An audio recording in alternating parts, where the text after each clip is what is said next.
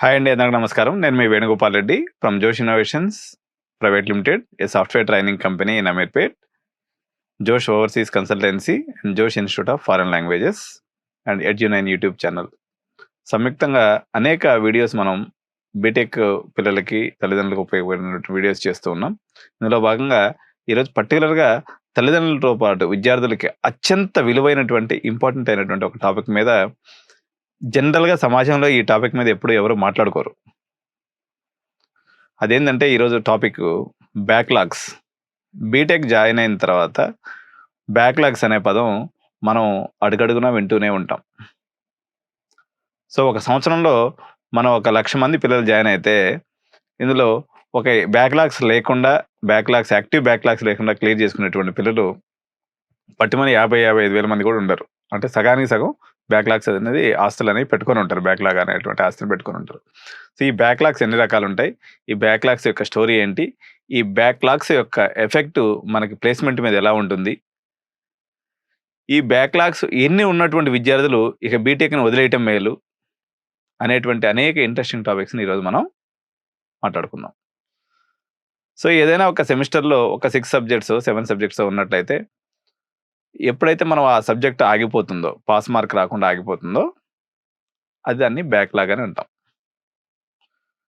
So, first సెమిస్టర్‌లో మనకొక 2 backlogs పడ్డాయి. సో, ఎం1 డ్రాయింగ్ అనేటువంటి ఒక 2 బ్యాక్‌లాగ్స్ పడితే, మనం సెకండ్ సెమిస్టర్‌కెళ్ళిన తర్వాత దాన్ని క్లియర్ చేసుకున్నాం అనుకోండి. సో, అలా క్లియర్ అయిపోయినటువంటి బ్యాక్‌లాగ్‌ని డెడ్ బ్యాక్‌లాగ్ అంటారు. అంటే మీకు బ్యాక్‌లాగ్ పడింది, కానీ మీరు తర్వాత సెమ్‌లో దాన్ని క్లియర్ చేసుకున్నారు. ఇట్లా మనం ఫస్ట్ ఇయర్ నుంచి ఫోర్త్ ఇయర్ వరకు అనేక బ్యాక్‌లాగ్స్ పడుతూ ఉంటాయి. మనకి 4-1కి వచ్చేసరికి క్యాంపస్ ప్లేస్‌మెంట్స్ రావడం జరుగుతుంది. క్యాంపస్ ప్లేస్‌మెంట్స్‌లో మనం జరిగేటప్పుడు వాళ్ళు ఎలిజిబిలిటీ క్రైటీరియాలో ఇస్తారనమాట. So, 60% mandatory and no active backlog should not be there. అంటే దాని అర్థం ఏందంటే, మీరు బ్యాక్‌లాగ్స్ పడొచ్చు, దాన్ని క్లియర్ చేసుకోవచ్చు, ప్రాబ్లమ్ లేదు గానీ, మీరు ఆ ప్లేస్‌మెంట్ అయ్యే రోజుకి ఎటువంటి యాక్టివ్ బ్యాక్‌లాగ్స్ ఉండకూడదు. నేను ఇందాక చెప్పాను గదా! వన్స్ ఒకసారి బ్యాక్‌లాగ్ పడ్డా దాన్ని క్లియర్ చేసుకుంటే దాన్ని డెడ్ బ్యాక్‌లాగ్ అంటారు. దాంతో ఇంక మనకి ఇబ్బంది ఏమి ఉండదు. కానీ ఎటువంటి యాక్టివ్ బ్యాక్‌లాగ్స్ కూడా పెట్టుకోకూడదు. సో, మనకి జనరల్‌గా బీటెక్‌లో తీసుకున్నప్పుడు 72 ఎగ్జామ్స్ ఉంటాయి. 72 సబ్జెక్ట్‌లో ఒక 36 థియరీ ఎగ్జామ్స్, 36 ప్రాక్టికల్ ఎగ్జామ్స్ మనం అప్రాక్సిమేట్‌గా మనకి కాలేజీని బట్టి, యూనివర్సిటీని బట్టి ఒక 4, 5 అటు ఇటు ఉండొచ్చు. జనరల్‌గా అయితే ఇది సిస్టమ్ అన్నమాట. సో, ఈ 36 బ్యాక్‌లాగ్స్‌లో ఎంతమంది అసలు యాక్చువల్‌గా కొంతమందికి అసెస్‌మెంట్ లేకుండా పిల్లలు ఆగిపోతూ ఉంటారనమాట. సపోజ్ ఫస్ట్ ఇయర్ అయిపోయిందండి. సో, ఒక 3 బ్యాక్‌లాగ్స్ పడ్డాయి.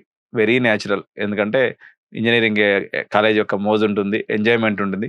మీరు ఆ ఎంజాయ్‌మెంట్‌లో మూడ్‌లో పడి సహజంగా కొంత ఇంటర్మీడియేట్ దాకా నారాయణ, శ్రీ చైతన్య, గాయత్రి లాంటి కాలేజీల్లో బాగా మిమ్మల్ని ఐఐటీ పేరుతో బాగా రుద్దుంటారు కాబట్టి, ఆ ఫ్రస్ట్రేషన్ అంతా గూడా మీరు కాలేజ్ క్యాంపస్ పెద్దగా ఉంటుంది, ఎంజాయ్‌మెంట్ ఉంటుంది, కొంచెం కలర్‌ఫుల్‌గా గూడా ఉంటది కాబట్టి, మీరు బాగా ఎంజాయ్ జేస్తారు.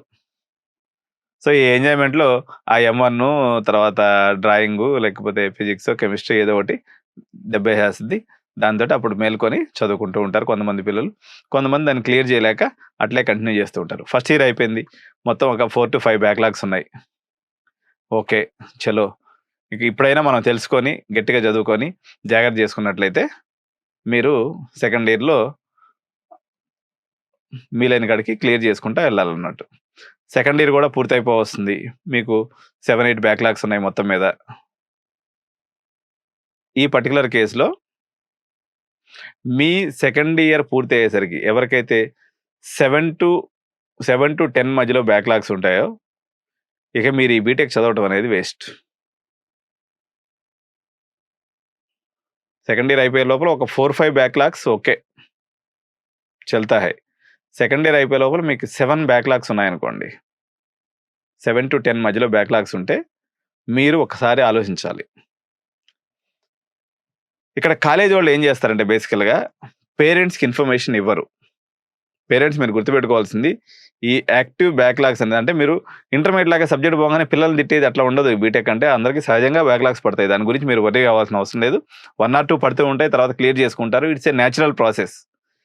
ఎవరికైతే సెకండ్ ఇయర్ పూర్తయిన తర్వాత మాత్రం ప్రతి పేరెంట్ మీరు కాలేజీకెళ్ళి మీ వాడి యొక్క బ్యాక్‌లాగ్ స్టేటస్ అనేది తెలుసుకోండి. బ్యాక్‌లాగ్ స్టేటస్ తెలుసుకొని ఎన్ని బ్యాక్‌లాగ్స్ పడ్డాయి? ఓకే. ఒక 4, 5 ఉన్నాయా? కొంచెం జాగ్రత్తగా దగ్గర పెట్టుకొని చదివించుకొని వాడికి ఏదైనా ట్యూషన్స్ చెప్పించుకొని వాటిని క్లియర్ చేసుకోవటం ఒక పద్ధతి. అయిపోయింది. జరగాల్సిన నష్టం జరిగిపోయింది. ఆల్రెడీ 7, 8 బ్యాక్‌లాగ్స్ పడిపోయి ఉన్నాయి. హెల్త్ ప్రాబ్లమ్ ఏం లేదు. లేకపోతే ఏదైనా ప్రత్యేకమైన పరిస్థితులు ఉన్నోళ్ళని వదిలేద్దాం. కానీ వాడు ఎంజాయ్‌మెంట్‌లో పడిపోయి, ఆ ఇంజినీరింగ్ స్టడీస్ అర్థం గాక, మ్యాథమెటిక్స్ లాజిక్స్ అర్థం గాక, ఇంజినీరింగ్ యొక్క ఓరియంటేషన్ అర్థం గాక పోయినాయనుకోండి. 7-10 బ్యాక్‌లాగ్స్ పడిపోయినాయి. ఇక ఇంజినీరింగ్ కాలేజోడికి దండం పెట్టి, సల్లంగా ఆడించి పిల్లోడిని తీసుకొచ్చి వేరే ఫీల్డ్‌లో ఏసుకోవటం మంచిది. డిగ్రీ చదివించుకుంటారా? లేకపోతే మీ బిజినెస్‌లో పెట్టుకుంటారా? లేకపోతే ఇంక వేరే ఏదైనా కోర్స్‌లో జాయిన్ చేసి హ్యాండ్ వర్క్ నేర్పిస్తారా? అది మీ ఇష్టం. దాంట్లో మేము కూడా సలహా చెప్పగలం. మా దగ్గరికొస్తే మేము దానికి కరెక్ట్ అయినటువంటి గైడెన్స్ చేసి మళ్ళీ మీ వాడిని ట్రాక్‌లో పెట్టగలం. ఇక్కడ ఒక పెద్ద సమస్యొస్తుందనమాట పేరెంట్స్‌కి, పిల్లలకి. సార్ నా సర్టిఫికేట్‌లు ఆడి దగ్గర ఇరుక్కుపోయి ఉన్నాయి సార్. నేనేం చేయలేను సార్. ఇప్పుడు నేను ఆల్రెడీ ప్రీవియస్ వీడియోలో కూడా చెప్పిన. అన్నీ పాస్ అయ్యి 60% 70% ఉన్నటువంటి పిల్లలకే ఉద్యోగాలు వచ్చే అవకాశం ఓన్లీ 30% మాత్రమే. మీరు ఇన్ని బ్యాక్‌లాగులు నెత్తిన పెట్టుకొని మరో 2 ఏళ్ళు వేస్ట్ చేసుకొని, ఆ 2 ఏళ్ళు ఫీజు కట్టి, 2 ఏళ్ళు హాస్టల్ ఫీజు కట్టి, ఎందుకు జీవితాన్ని ఖరాబ్ చేసుకుంటారు? జరిగిపోయిన నష్టం ఏదో జరిగిపోయింది. సైలెంట్‌గా రావాలా, సర్టిఫికేట్‌లు అడగాలా, బతిమిలాడుకోవాలా, ట్రై చేయాలా. ఎవరన్నా మంచి కాలేజీలోళ్ళైతే ఒక 1 ఇయర్ ఫీజు పట్టుకొని ఇచ్చేస్తారు. కట్టేసుకొని ఆడ నుంచి కృష్ణారామ అనుకుంటా బయటపడి వచ్చేయటం. వాడు మొండోడు అయ్యుండి మొత్తం ఫీజు కట్టండి, లేకపోతే మీరు మేనేజ్‌మెంట్ అట్లా ఏదైనా పరిస్థితులు ఉన్నాయి, మీ దగ్గర డబ్బులు కూడా అంతగానం లేవు, మీ వాడి మీద బాగా కోపం వచ్చేసింది. కోప్పడే ఉపయోగం లేదు. ఎందుకంటే అట్‌లీస్ట్ మీరు తెలుసుకోగలిగారు. తెలుసుకోకుండా ఒక్కోళ్ళకి 10 బ్యాక్‌లాగ్స్, 15 బ్యాక్‌లాగ్స్, 14 బ్యాక్‌లాగ్స్ పెట్టుకొని ఫైనల్ ఇయర్ వరకు ఉండేటువంటి పిల్లలు చాలా మంది ఉంటారు. ఎల్లవు. సబ్జెక్ట్స్ ఎల్లవు. మీకు 10 బ్యాక్‌లాగ్స్ పైనొచ్చినాయంటే అన్‌లెస్ వాడేదన్నా ఒక అదేంది మిరకల్ మ్యానో, స్పైడర్ మ్యానో, హీ మ్యానో అయితే తప్ప ఆ సబ్జెక్ట్‌లు తీయటం అంత ఈజీ ఏం కాదు. అందుకని ఆల్టర్‌నేటివ్ ఆలోచించండి. సర్టిఫికేట్‌లు ఇవ్వలేదనుకోండి, మంచిగా పోయేసి మీకు ఎవరైనా తెలిసిన ఎస్ఐనో, సీఐనో పట్టుకోండి. ఆడ సర్టిఫికేట్‌లు పోయినాయి అని చెప్పండి. హ్యాపీగా ఎఫ్ఐఆర్ కట్టేస్తాడు. మళ్ళీ కోర్ట్‌కి పోయేసి ఆర్డర్ వచ్చేస్తది. మళ్ళీ డూప్లికేట్ సర్టిఫికేట్‌లు తెచ్చుకొని ఇంకొక కోర్స్‌లో జాయిన్ అయిపోండి. లేకపోతే ఇంకేదైనా మీకు తెలిసిన పనిలో జాయిన్ అయిపోండి.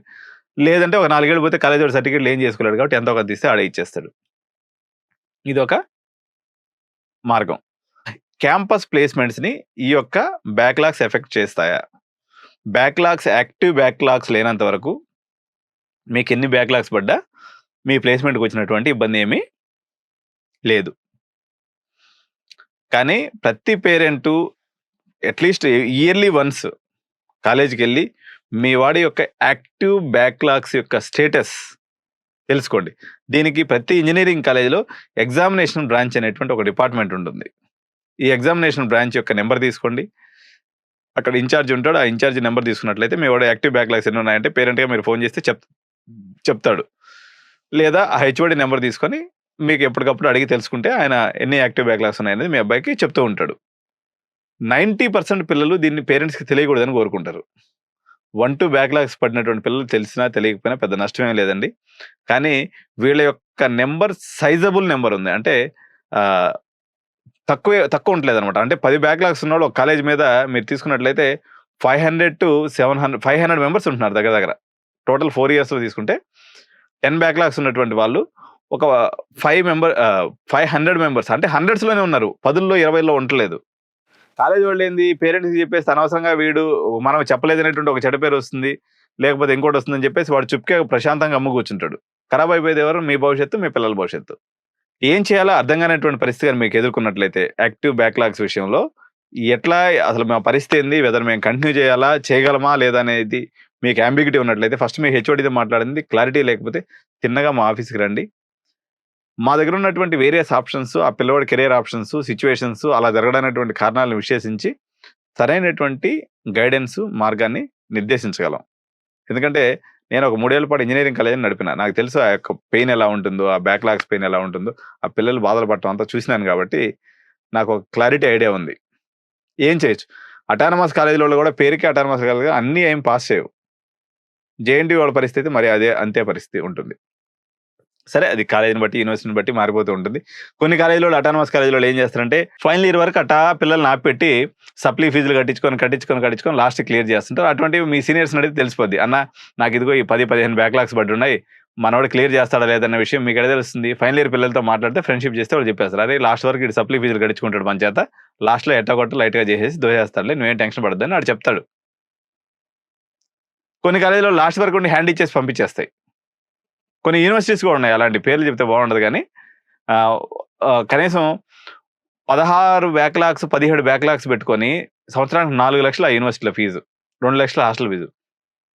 పిల్లవాడు 4 సంవత్సరాల పాటు ఉంచేసి మళ్ళీ సంవత్సరం రోజులు ఎక్స్ట్రా ఫీజు గడించుకొని, అంటే ఆగమాగం వాడి దగ్గర 30 లక్షలు వసూలు చేసి వాడికి బీటెక్ లేకుండా పంపించాయి వెనక్కి.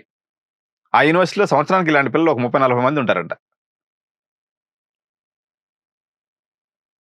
కనీసం పేరెంట్స్ని పిలిపించి ఏ రోజున మాట్లాడతారా? ఇదిగో ఒక కాలేజ్ వాళ్ళు ఉంటారు, ఇదిగోండి మీ వాడికి 10 బ్యాక్లాగ్స్ ఉన్నాయి, పేరెంట్ని తీసుకురండి, పేరెంట్ని తీసుకొచ్చి తప్ప నీ దగ్గర ఎగ్జామ్ ఫీజు గడుచు. వాడు 2000-1500 ఎగ్జామ్ ఫీజు గడుచుకుంటే లటక్కని తీసి లోపల వేసుకుంటాడు. అబ్బాయి ఈరోజు బ్యాక్లాగ్స్కి ఇన్ని డబ్బులు వచ్చినాయి అనుకుంటాడు. వాడి ఎంజాయ్మెంట్ వాడిది. చూడండి, బ్యాక్లాగ్స్ అనేది బీటెక్లో ఒక పెద్ద సమస్య. మీ అనుభవాల్ని ఈ బ్యాక్లాగ్స్ విషయంలో కామెంట్ రూపంలో తెలియజేయండి విద్యార్థులు. తల్లిదండ్రులు కూడా షాక్ అన్నట్టు, లాస్ట్ మూమెంట్లో మా వాడికి ఇన్ని బ్యాక్లాగ్స్ ఉన్నాయని తెలిసిన తర్వాత షాక్కు గురవుతారు. వీళ్ళిద్దరు కొట్టుకుంటా ఉంటే కాలేజీ వాడు చూసి ఎంజాయ్ చేస్తాడు తప్ప అయిపోతుంది. ఎందుకు అడగలేదని చెప్పి కాలేజీ వాడిని అడగరు, రోజుసేపు ఎగరతారు, వెళ్ళిపోతారు, అయిపోద్ది స్టోరీ. సో ఇది చాలా గంభీరమైన విషయం. తల్లిదండ్రులారా ఆలోచించండి. ప్రతి సంవత్సరం ఎట్టి పరిస్థితుల్లో మీరు ఎంత బిజీ పర్సన్ అయినప్పుడు కూడా మీరు ఎగ్జామినేషన్ బ్రాంచ్, కాలేజీ యొక్క ఎగ్జామినేషన్ బ్రాంచ్ని విజిట్ చేసి మీ పిల్లవాడి యొక్క active backlogs as on today ఎన్ని ఉన్నాయనేది అప్పుడప్పుడు తెలుసుకోండి. విద్యార్థులకు నేను చెప్పేది ఏంటంటే, మిమ్మల్ని కని పెంచి పెద్ద చేసి మిమ్మల్ని చదువుకి ఇంత ఇన్వెస్ట్మెంట్ చేస్తున్నారు. సో మీరు వాళ్ళ దగ్గర దాపరికం చేయాల్సిన అవసరం లేదు. తిడితే 2 తిట్లు తిడతారు, లేకపోతే 2 దెబ్బలు కొడతారు.